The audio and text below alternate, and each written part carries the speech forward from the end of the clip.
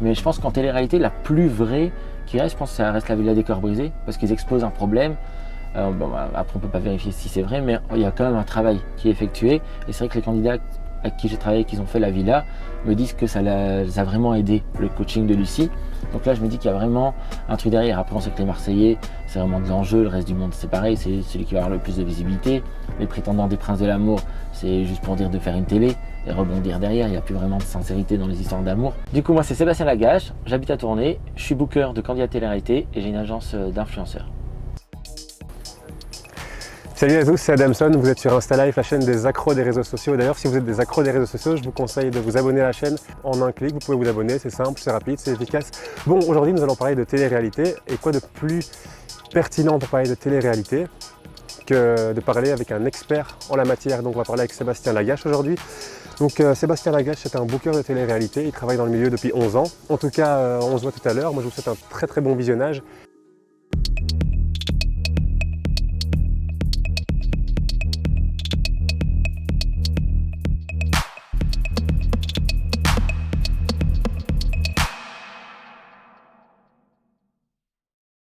Donc je voulais savoir en quoi consiste ton métier de booker. Alors mon métier de booker, c'est simple, ça consiste à placer des candidats télé-réalité sur des événements, que ce soit en boîte de nuit, pour des showcases, pour des inaugurations, des dédicaces dans des centres commerciaux, un petit peu tout ça. Comment tu contactes ces personnalités? Alors au début, c'était moi qui faisais des démarches par rapport aux réseaux sociaux, par rapport aux contacts, par rapport à mes candidats avec qui je travaillais. Et maintenant, vu que ça fait 11 ans que je suis booker, les candidats me contactent directement via Instagram ou alors par mon numéro de téléphone ou ma carte de visite. Et tu faisais quoi en fait dans la vie avant de devenir booker? Alors, rien. Je profitais de la vie.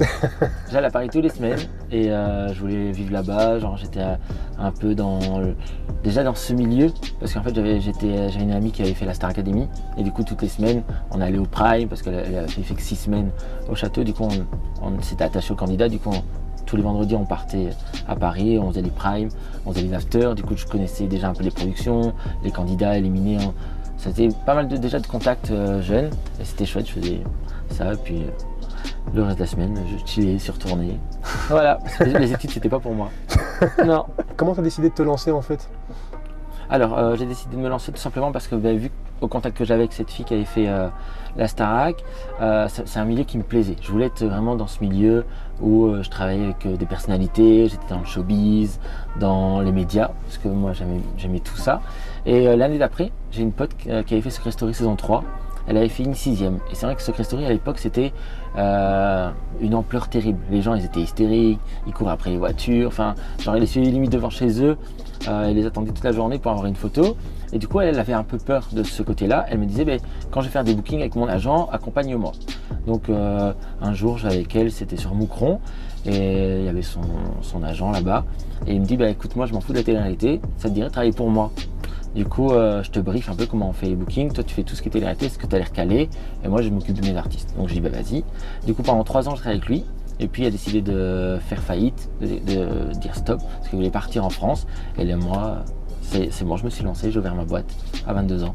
Comment tu as fait pour développer la chose jusqu'à en arriver là aujourd'hui? Alors, au début, c'est un peu plus compliqué parce que j'avais repris un peu de ses contacts, mais il fallait que je démarche de nouvelles contacts, de nouvelles connaissances, de nouveaux lieux. J'étais jeune, du coup, c'était compliqué aussi pour des boîtes de nuit ou de me faire confiance en disant il y a que 22 ans, c'est tendu. Donc, ça, c'était le moment le plus compliqué aussi de démarcher les candidats que je connaissais pas, me dire comment je dois faire et tout ça. Puis au fil du temps, j'ai grandi, j'ai évolué, et puis maintenant. C'est limite les boîtes qui m'appellent, c'est limite les candidats qui m'appellent, qui me contactent parce que ça fait 11 ans et je suis un des plus anciens aussi dans ce milieu, du coup c'est cool. Et en Belgique, je crois que je suis le dernier. Alors pendant le Covid, je me suis dit qu'est-ce qu'on va faire? Du coup, certains candidats m'ont dit pourquoi tu n'ouvrirais pas une agence d'influenceurs? Et de là est née mon agence d'influenceurs. Donc j'avais suivi des formations à Paris avec Magali Berda, Shona Event, pour ceux qui ont la référence. Et du coup, elle faisait pas mal d'événements sur Paris. Du coup, j'avais pas mal de cordes. Puis les candidats m'ont donné des conseils, m'ont dit voilà, fais ça, ça, ça, ça. Du coup, j'ai eu les codes en main. Et je me suis dit voilà, on se lance. Et nous, en fait, on voulait pas prendre des personnes déjà connues. Donc, on laisse la chance aux nouveaux et on va les encadrer à travailler Instagram, à travailler YouTube, enfin les réseaux sociaux en général, et leur donner une bonne image. Et puis, en fonction des catégories qu'ils souhaitent, on essaie de leur trouver des contrats. Comment tu gères? Parce que j'imagine qu'il y a quand même certaines personnes qui ont quand même des égos, j'imagine, parce que bon, il y en a qui sont des stars, etc. Donc ça ne doit pas être facile à gérer tous les jours. En fait, moi j'ai de la chance, j'ai pris les candidats les plus simples de la télé-réalité. Les grosses têtes et tout, ça m'intéresse pas parce qu'ils sont trop capricieux, ou ils ont trop d'attentes, ou genre... c'est différent. Moi, je préfère ramener des gens simples en mode de nuit, qui vont aller vers les gens, qui vont être ouverts, qui vont être contents d'être là, de rencontrer les personnes qui les soutiennent sur les réseaux sociaux. Et du coup, j'ai jamais eu vraiment de problème, jamais vraiment de difficultés. Et du coup, j'arrive à gérer les deux. Et puis, les plus anciens, des fois, je peux les laisser aller tout seuls pendant que moi, je m'occupe d'un autre événement ou autre. Donc, c'est cool. Et là, on arrête que ça reprend. Du coup, ils me disent, voilà, je voudrais 2-3 candidats pour cette soirée-là. Tu me proposes qui? Donc, moi, souvent, je mets une ou deux grosses têtes, mais genre pas les grosses têtes, mais genre qui sont quand même un nom. Et en dessous, on met un petit candidat, genre comme une prétendante des Princes de l'amour ou de la Villa des Gras Brisés. Comme ça, eux aussi, ils ont une chance de faire aussi ces bookings. Et du coup, ça fait un petit trio, on a un pack. Et souvent, les boîtes de nuit, ils me font confiance parce qu'à chaque fois, ça marche bien. Et du coup, ça part. Et puis, on est parti à l'aventure. Que ce soit en France, Normandie, Suisse, Belgique. Du coup, on va partout. Il y a des candidats, ils sont très bons, mais ils ont été que 3 jours dans une émission. Mais ils ont un truc. Donc, je me dis que si ils sont un peu montrés sur des bookings, s'ils montrent que les gens s'intéressent à eux, ils peuvent être rappelés aussi derrière pour d'autres télés. Et du coup, je me dis que tout le monde a sa chance. Il n'y a pas que les gros candidats qui peuvent faire ce genre de choses. Il y a aussi les moyens, les petits, tout le monde. Je pense qu'il y a la place pour tout le monde. Et toi qui parlais de potentiel, pour toi, c'est quoi un bon candidat de télé-réalité? Maintenant, c'est un candidat qui a compris comment ça marche, qui a compris au moment où est-ce qu'il faut être derrière la caméra et devant quand il y a un tournage. Et qui arrive à faire des histoires. Parce que maintenant, s'il n'y a pas d'histoire, c'est un candidat qui va être pote avec tout le monde, il ne va pas durer parce qu'ils ne veulent pas ça. Genre. Du coup, c'est quelqu'un qui a compris les codes. Il faut comprendre les codes. Créer des histoires d'amour, c'est créer des embrouilles, c'est créer des ragots, des polémiques, c'est être là au bon moment et savoir quand il y a une séquence qui ne veut pas être diffusée, par exemple, dire des noms de marques, comme ça ils sont sûrs que la séquence ne peut pas être diffusée. Ça, c'est des petits codes qu'ils ont entre eux sur le tournage. C'est fort ça. Et voilà, là, on m'avait raconté la dernière fois que sur le tournage des Anges, par exemple, il y avait une embrouille entre Angèle et Nico. Et Angèle voulait courir après Nico et faire une séquence. Et lui, il criait tous les marques, Gucci, Nike, comme ça, il était sûr que ça n'aurait pas passé à la télé. Et ça, c'est connaître les codes pour ça. Gérer aussi ton image, pour avoir l'image que tu as envie de dégager. Après, on sait que les prods savent faire des montages, tout ça, mais au moins, tu peux déjà gérer certaines choses. Ouais, et quand tu as compris ça, je pense que tu peux durer. Il n'y a plus vraiment de télé-réalité hyper naturelle, à part oui, les télécrochets comme The Voice et tout. Mais je pense qu'en télé-réalité, la plus vraie qui reste, je pense que ça reste la Villa des Cœurs Brisés, parce qu'ils exposent un problème. Après, on ne peut pas vérifier si c'est vrai, mais il y a quand même un travail qui est effectué. Et c'est vrai que les candidats avec qui j'ai travaillé, qui ont fait la Villa, me disent que ça les a vraiment aidé, le coaching de Lucie. Donc là, je me dis qu'il y a vraiment un truc derrière. Après, on sait que les Marseillais, c'est vraiment de l'enjeu. Le reste du monde, c'est pareil. C'est celui qui va avoir le plus de visibilité. Les prétendants des Princes de l'amour, c'est juste pour dire de faire une télé et rebondir derrière. Il n'y a plus vraiment de sincérité dans les histoires d'amour. Et les Anges, c'était tout le temps les mêmes candidats, les mêmes projets pro. Du coup, je pense que c'est pour ça aussi que le programme marche beaucoup moins. C'est pour ça que les gens ils décrochent. Parce qu'en fait, c'est tout le temps la même chose, tout le temps les mêmes candidats. Il n'y a que W9 qui arrive à rester au-dessus et tous les ans avoir les mêmes audiences parce qu'ils ont compris et ils mettent tout le temps des grosses têtes avec des nouveaux, mais qui ont cette image de grosses têtes directement en entrant. Donc ça, c'est important. Selon toi, pourquoi recycle-t-on tant les candidats quoi? Parce que pour les productions, je pense qu'ils apportent quelque chose et que même les candidats les plus détestés, les gens ils regardent parce qu'ils critiquent derrière et en fait plus on va parler de l'émission, plus ça va marcher parce que les gens ils ont envie de regarder. Par exemple Ilan, tout le monde sait que c'est un chao, un gars qui respecte pas les femmes, mais dans les émissions il fait rire, il est stratège, il s'en fout d'être seul et les gens ils aiment bien pour voir un petit peu genre ce côté-là, ouais, ça dépend. Qu'est-ce que tu penses de ce qui est devenu la télé-réalité? Je trouve qu'elle s'éteint. Elle était mieux avant parce que encore une fois les gens connaissaient pas les codes et c'était plus naturel.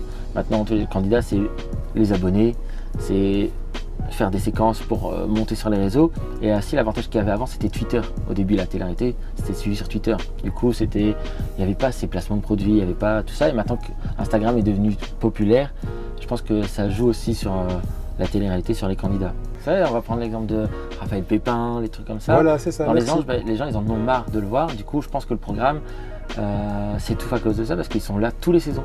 Et c'est pas des candidats que les gens aiment suivre dans la vie de tous les jours, même s'ils ont pas mal d'abonnés. Je pense que c'est plus des candidats que maintenant ils doivent faire leur vie sur Insta et peut-être arrêter la télé-réalité et laisser la chance aux nouveaux. Mais après, pareil, quand tu mets des nouveaux, il faut mettre des candidats grosses têtes qui vont exploser le programme et pas des candidats trop gentils. Et je pense que ça, c'est le problème qu'a rencontré les Anges ces 2 dernières années. C'était des candidats trop gentils avec des candidats que les gens ne voulaient plus voir. Du coup, les trop gentils ne faisaient pas d'histoire et les anciens faisaient des histoires, mais les gens ne regardaient plus vu que c'était tout le temps les mêmes histoires. Et est-ce que tu pourrais nous parler de tes aventures en tant que candidat, puisque bon, tu as commencé avec Secret Story. Hein. Ouais, c'est ça, j'ai fait Lady Pref Secret Story. Donc c'était chouette, c'était à l'époque, j'allais toutes les semaines, il y avait un jeu.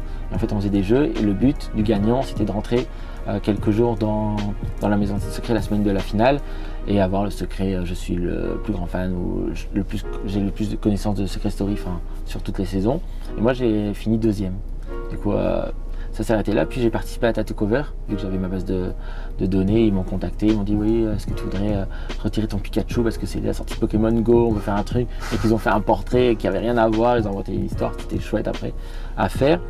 Et là, plus récemment, j'ai fait The Love Experiment.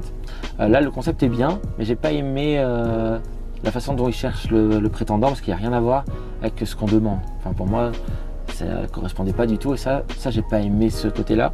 Après, le concept de l'émission est pas mal, mais le fait qu'on ne pouvait pas se voir, que ça ne correspond pas, du coup la curiosité fait qu'on a envie de dire oui. Donc ils savent très bien que nous on aurait été un couple qui dit oui directement, parce qu'ils savent très bien que la curiosité elle passera en première. Et après le deuxième rendez-vous c'était merdique vu qu'on n'avait rien à se dire, c'était pas intéressant et on avait qu'une envie, c'était que ça finisse. Vous allez faire une nouvelle expérience, vous êtes les premiers et tout. Vous allez être 2 à 2, vous n'allez même pas vous voir avant de buzzer, ni après. Vous allez vous voir après dans le couloir. Ok. Toi qui travailles justement, qui bosse de l'extérieur, ça t'a fait quoi d'être à l'intérieur justement? Après c'est une belle expérience. On apprend aussi comment on se met à leur place. On se dit c'est comme ça qu'ils font et tout. Et du coup après ça me permet d'avoir de la visibilité parce que je suis très suivi dans ma région. Du coup dès que je fais un truc ou autre, il y a la presse derrière tout ça. Du coup moi ça me fait monter mes réseaux. Non, je trouve que c'est une belle expérience et puis si ça à refaire, si j'ai d'autres propositions, pourquoi pas. Après une télé-réalité, ça je voudrais pas. Je préfère des petits programmes comme ça où c'est pas trop de jours de tournage et après je peux travailler à côté. Donc voilà, ici on va passer à un jeu de qui est le plus, en lien avec tous les influenceurs avec lesquels il travaille. Et puis on va passer à un jeu de quel est le plus, et en lien avec toutes les émissions de télé-réalité que vous pouvez voir ces derniers temps, dans toutes les émissions, enfin dans toutes les chaînes, etc. Donc c'est parti. Alors quel est le plus opposé à son image dans les médias? Je dirais Ilan. Ouais. Ilan? Ilan. Et pourquoi? Okay. Tout simplement parce que c'est quelqu'un qui est très stratège en télé et qu'après sur le côté il est très business. Du coup il contrôle tout, il sait ce qu'il fait, il sait où il va et du coup il y a 2 Ilan. Il y a le Ilan Pro dans la vie de tous les jours et tu as le Ilan Télé qui est détesté de tout le monde. Qui est le plus fêtard? Le ou là, hein, ça peut être le. Le plus fêtard, je dirais Adrien Laurent. Voilà. C'est à des shows, il se bat, en boîte de nuit, il fait le bordel. Adrien, ouais. Qui est le plus exigeant? Je pense à Méline Etienne. Après, elle est très professionnelle, mais quand je la bookais, elle voulait vraiment avoir son planning, savoir les choses, que tout était carré, qu'elle arrive, elle fait son travail, et puis elle partait vraiment au moment où c'était fini, elle ne restait pas plus. Parce que c'est vrai que des fois, les candidats en boîte de nuit, ils s'en foutent de faire 3-4 heures. Elle faisait ses 2 heures, 2 heures et demie, et après elle partait, elle était vraiment exigeante sur ça. Après, ça Amélie aussi. Le plus narcissique? Antoine Goretti. Ouais, il s'aime beaucoup lui. C'est un bon gars, mais il s'aime beaucoup. Qui est le plus drôle? Le plus drôle, il y en a 2. Je dirais Virgile et Beverly.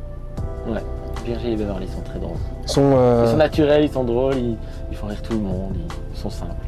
Ouais. Qui est le plus flemmard?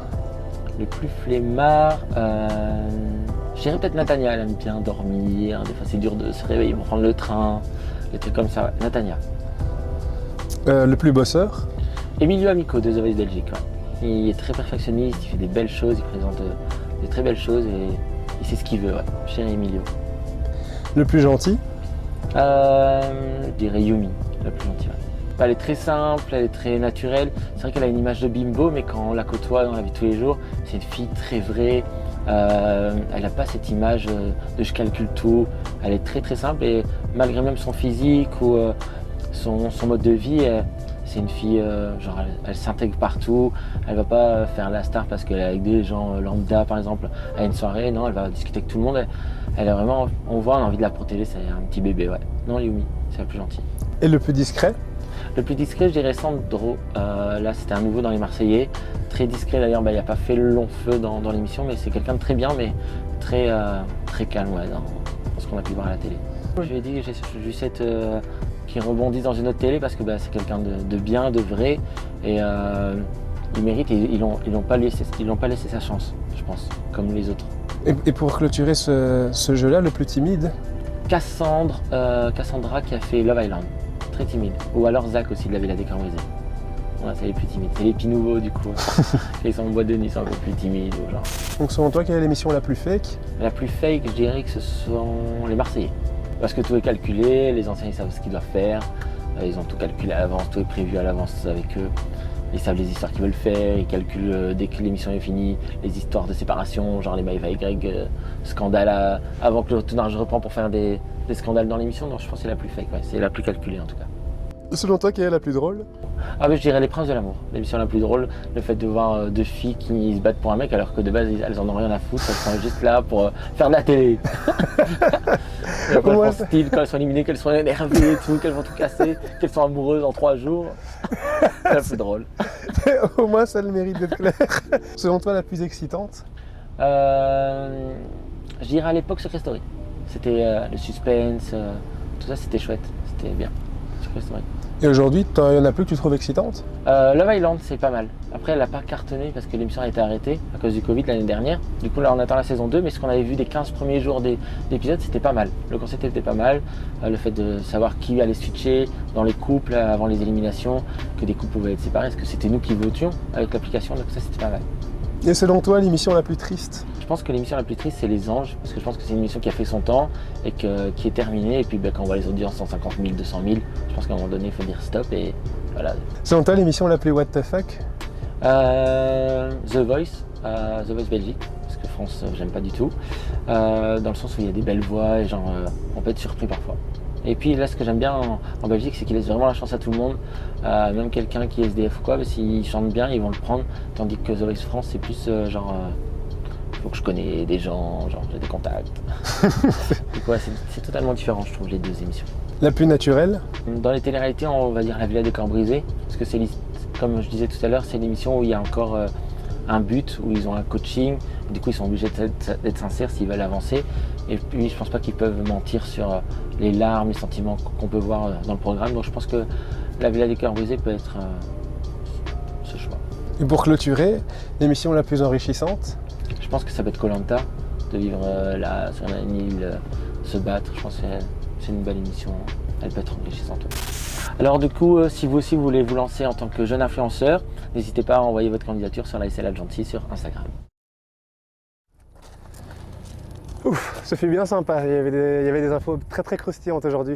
Donc moi j'avais une question à vous poser, vous êtes plutôt émission télécrochet, genre Star Academy, The Voice, etc. ou vous êtes plutôt télé-réalité pure et dure, genre Les Anges, Les Marseillais, etc. Je voudrais savoir, votre avis nous intéresse énormément là-dessus, donc n'hésitez pas à nous le dire en commentaire. Sur ce, si cette vidéo vous a plu, n'hésitez pas à vous abonner, je vous mets un lien juste ici, c'est simple, en un clic, ça vous permet de vous abonner à la chaîne. Et on se dit à la semaine prochaine, je vous remercie du fond du cœur pour votre visionnage. On se dit à très bientôt et ciao ciao.